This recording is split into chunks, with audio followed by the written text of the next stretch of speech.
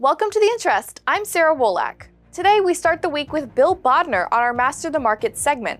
And then find out who wins in today's episode of Cage Match with our very own Vincent Valvo and Andrew Berman. But first, let's hear what NMP contributor Mary Kay Scully has to say about mentoring young LOs. The mortgage industry is getting younger. The average age of a loan officer was in the high 50s in 2014.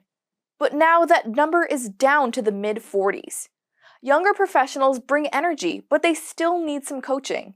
And NMP Magazine insider Mary Kay Scully has some tips on how to bring them along. Start with the basics. For example, taking a complete application can be challenging for new LOs. Stress the importance by explaining potential issues from incomplete applications.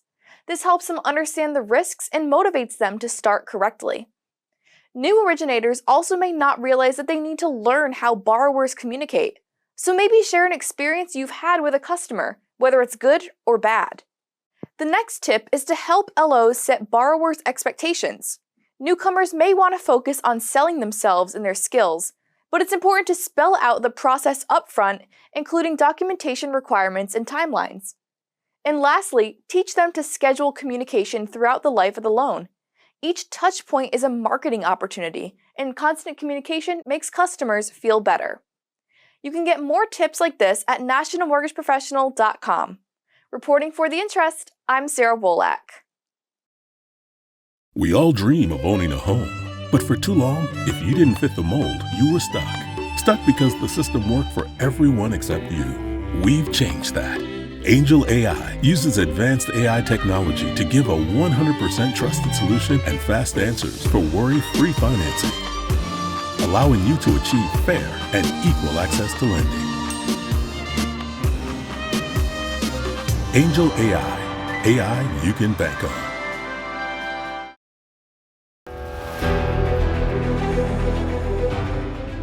Hey friends, thanks for tuning into our Master the Market segment. So last week it was about jobs, and a headline number came out showing 206,000 jobs created, but it was offset by downward revisions, an uptick in the unemployment rate, and an actual decrease in full-time workers. So that was bond-friendly news, but it only carried us through Friday. And now this week, it's all about the other side of the Fed's mandate, inflation. On Thursday, we're going to get CPI. It's expected to come in at 3.3%. But after watching energy prices go from 72 to 84 in the last 30 days, who knows what that number is going to bring?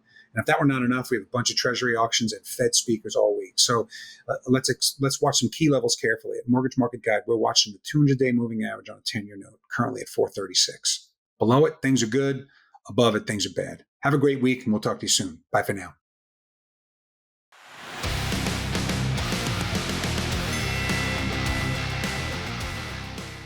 All right, Vince, can you Vince-splain the Chevron decision to us all, please? Oh, boy. So, right in the last day or two of their term, the Supreme Court came down with a ruling that did away with what's called the Chevron precedent. Yeah. Where does this come from? Where did this start? So 42 years ago, okay? This is not something that's happened recently. We've been decades of this. And it was a Supreme Court decision in a case involving Chevron. Mm-hmm. And the basics of it are pretty simple and you'd think pretty workable. The thing here was that, government agencies make a lot of rules. A lot of times politicians, they write a law that says, we're going to regulate X, or we want to make sure that there's a cap on Y, right? Hey, let's ban social media, or let's regulate social media, or let's, regulate financial services. Yeah. Let's regulate environmental protection, the agriculture, all this sort of stuff. That's right. So they say, here's something we want, but they don't write it in minute detail. Yeah. Somebody's got to interpret what was Congress trying to get us to do here. And what happened was the Supreme Court said, all right, given that all the government agencies are stocked with people who do this day in and day out, work with this stuff, they have expertise. All the regulators out there. Like an example of a regulator would be a CFPB. Yeah. That's, the OCC, anybody who's in this, the FDA, the FTC, the FCC, all of these things that say, here, how are we going to regulate this stuff? How are we going to put rules into place? Hey, you got somebody who says trigger leads. We're going to ban them. But what does banning them mean? who can use them, who can't use them and stuff. You have the agency that looks and says, okay, we've heard all this stuff. We're going to promulgate rules for this. Now, somebody doesn't like those rules. They go to sue. Yeah.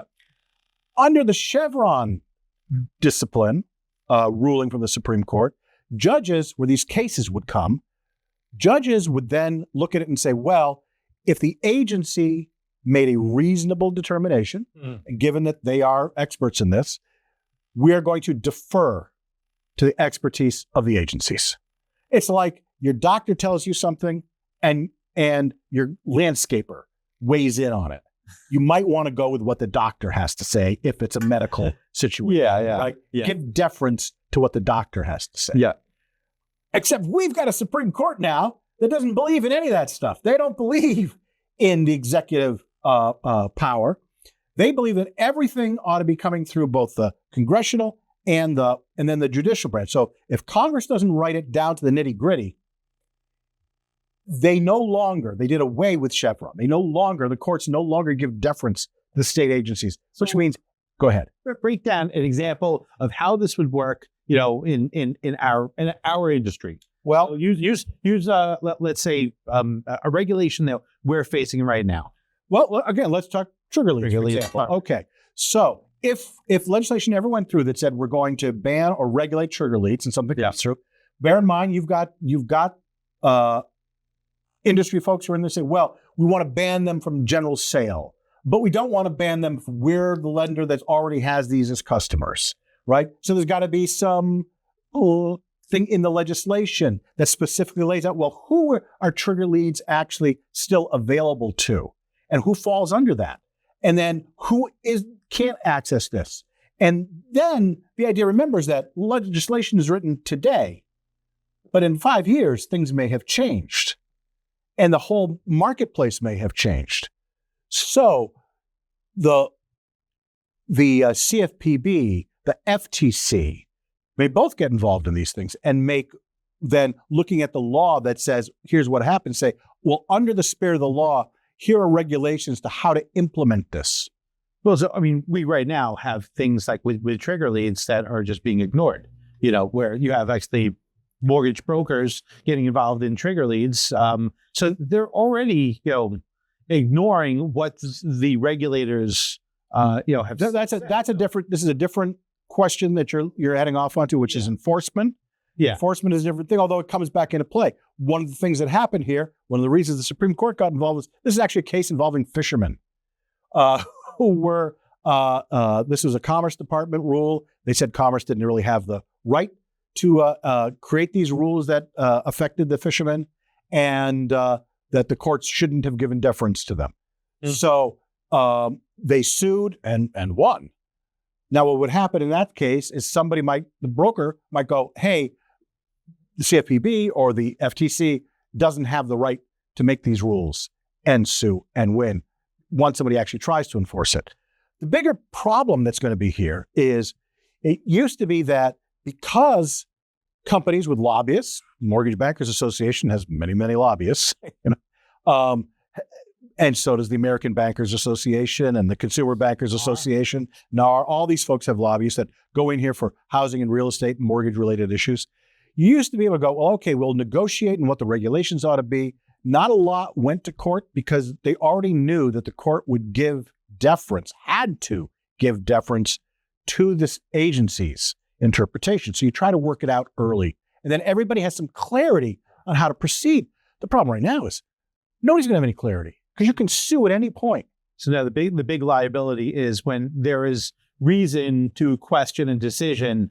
The courts are going to be so clogged up. Listen, yeah, and you don't even need to have reason. You just sue. Yeah, just sue. But when there's an actual legitimate reason, that legitimate reason is going to actually have to go after all these other. Right. These agencies are still going to have to do their usual, rules for promulgating regulations. They have to put it out. So much time for comment, so much time for hearings, all this sort of stuff. We already know that can take like a year and a half or stuff. Well, then it gets to court. And again, if anybody's been looking at how court cases go this year, we've had some very good, very high profile examples that they can take a very long time. And this is going to impact every regulated industry that's out there. You're not going to know what's lawful and what's not. That's the big thing. You will not know what is lawful and what is not, because everything is up for grabs. And although in this decision that came down, the Chief Justice, John Roberts, who wrote the opinion, said that this shouldn't be applied retroactively, automatically. It shouldn't just anything that was decided under the Chevron doctrine in the last 42 years isn't automatically thrown out. That doesn't mean people can't go and sue anyway and say it should have been. Say, okay, now we're going to challenge this rule that we didn't challenge before, because now we know that we don't have to go against what the government interpretation is. So our courts are going to get completely clogged. We're not going to add more courts. We're not going to add more judges. We're just going to add a lot more cases, and there's not going to be any finality, and there's not going to be any clarity. You will not know what is legal, period. It's like the Wild West. Yeah, that's where we are.